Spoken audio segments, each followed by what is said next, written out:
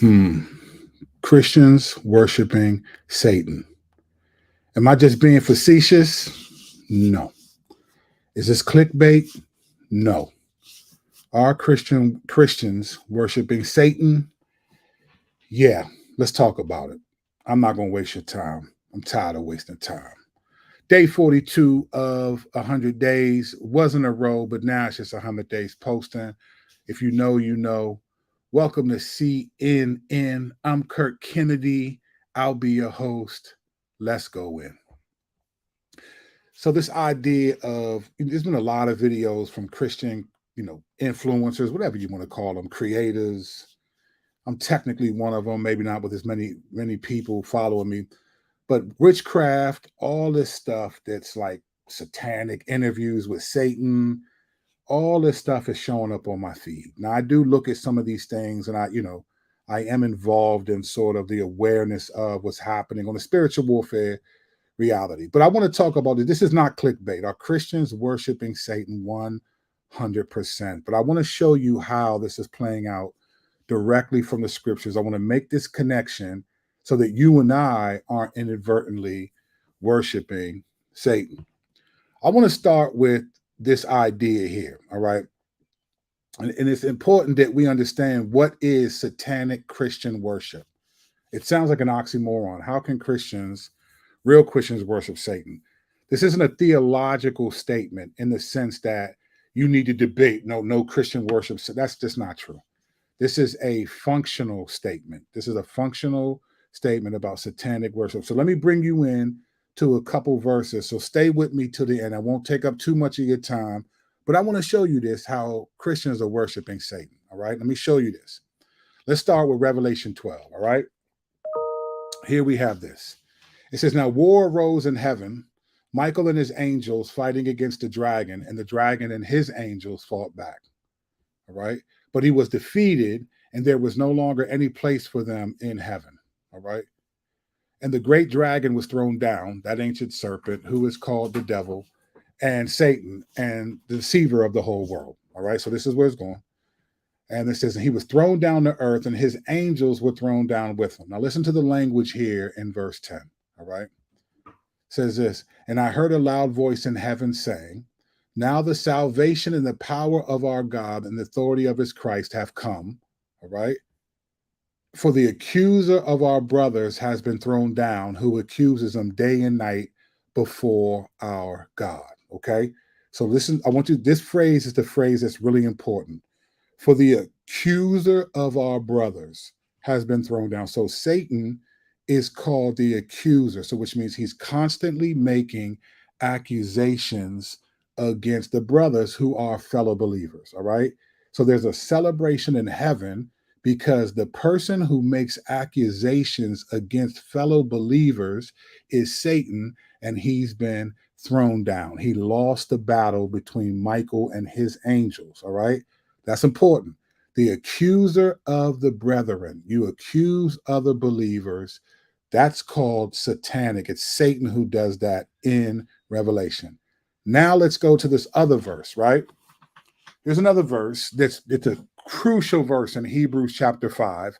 It's 12 and 13 build up the verse, but I want to read basically it's where the writer of Hebrews says that many of you should be teachers of the law, but instead you need someone to teach you the basic principles of the oracles of God. You need milk, not solid food, right? And he says, whoever needs milk is unskilled in the word of righteousness. And then he says this in Hebrews 5:14. This is key. But solid food is for the mature, for those who have their powers of discernment trained by constant practice to distinguish good from evil. All right. So you got the accuser of the brethren accusing the brothers. That's what Satan does. And he said that there are people who are believers that should be teachers, but they need milk because they're unskilled in the word of righteousness. They don't know how to take the Bible and apply it to their lives. They're unskilled. And then he says, solid food is for the mature, for those who have their powers of discernment trained by constant practice to distinguish good and evil. All right. So, how do you train yourself to distinguish good from evil? All right. There's two ways. There's two ways primarily that you're going to do this. One way is to train yourself by watching what other people do.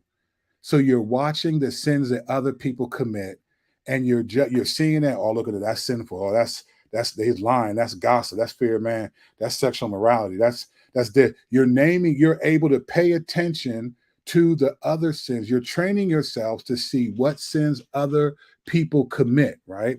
And you're growing in you're growing in discernment about the sins of other people. But when you do that, guess what happens? You become self-righteous, right? Because now you're telling everybody else what they're doing.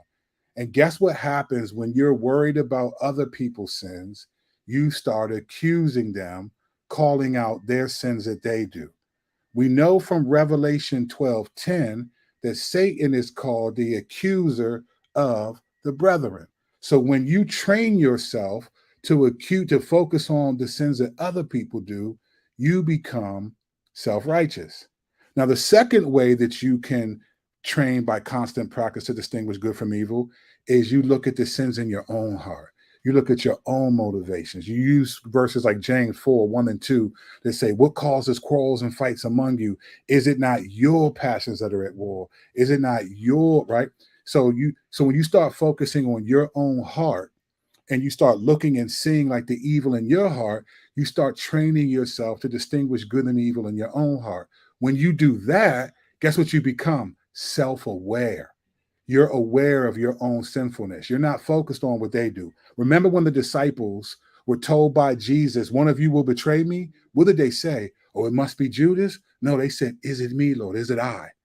Am I the one that's going to do it, right?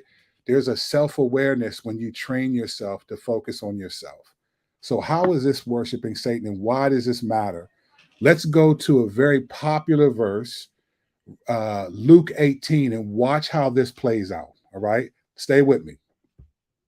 Beginning in verse 9. He told this parable to some who trusted in themselves and they were righteous and treated others with contempt. That's what you do when you're self-righteous and you're accused of the brethren. You treat others with contempt, calling out their sins, and you trust in your own, right? And here's the parable. You know this well. He says this: two men went up to the temple to pray, one a Pharisee and the other a tax collector. All right. The Pharisee, standing by himself, prayed thus: God, I thank you that I am not like other men, extortioners, unjust, adulterers, or even like this tax collector, right?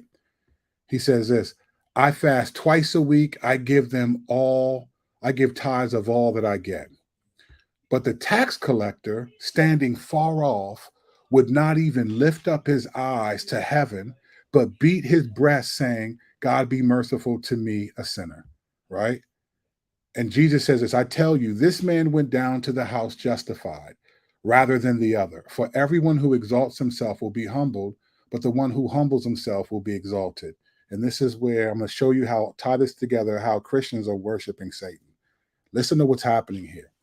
The Pharisee, right, comes into the temple and he's self-righteous. He's comparing himself to other people. He's accusing them of their sins. He's calling out the sinful. I'm glad I'm not like this guy, this murderer, this guy, or even this tax collector. I fast. I do all these things. He's so aware of other people's sins and he feels justified by that. He's self-righteous. He's an accuser of his fellow brothers. But it says the tax collector, he stood far off. He had his head down, beating his breast, beating his chest. He didn't even look up to God.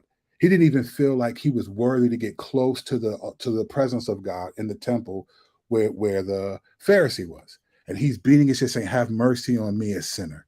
You know what he was? He's self-aware. He understands. He's looking at his own sinfulness. He's not judging the Pharisee. He's not judging everyone else. He's not accusing the brothers. He's accusing himself. And Jesus said, look right here, who went down? Look, I tell you, this man, the one who was self-aware, went down to his house justified. Brothers and sisters, I know that I have been at times the Pharisee. I've been the one accusing other brothers.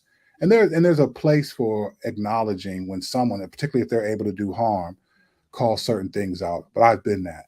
But by the grace of God, I've grown and focused a lot more on calling out the sin in my life. Like my discernment is not geared towards what everyone else is doing. It's looking at how am I doing? What am I doing? How am I failing? I want to be like the disciples to say, is it me, Lord?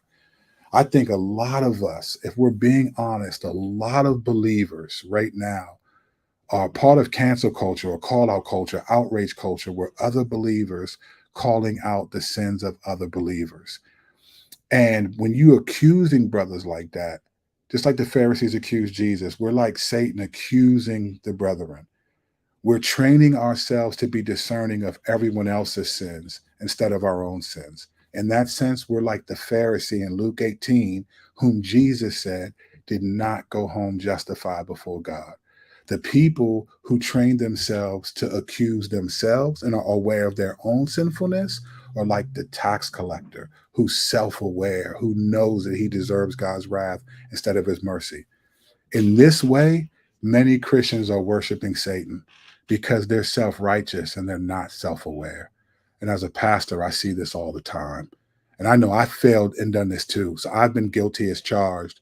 I'm telling you this so that you're not like how I used to be. You're not like how the Pharisee is in Luke 18, and you're definitely not like how Satan is.